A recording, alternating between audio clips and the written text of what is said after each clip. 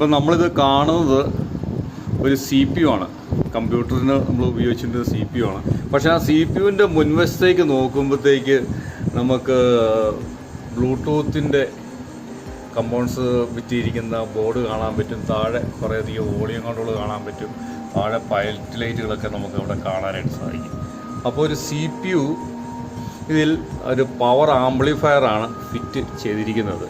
അപ്പോൾ അതിൻ്റെ ബാക്ക് വശത്തേക്ക് നമുക്ക് നോക്കാം. അതിൻ്റെ കണക്ഷൻസൊക്കെ എന്താണെന്നുള്ളത് ബാക്ക് വശത്തേക്ക് നമുക്കൊന്ന് നോക്കാം. അപ്പോൾ നമ്മളിതിൻ്റെ പുറകു വശത്തേക്ക് നോക്കുമ്പോഴത്തേക്ക് ഓൺ ഓഫ് സ്വിച്ച് നമുക്ക് കാണാൻ പറ്റും.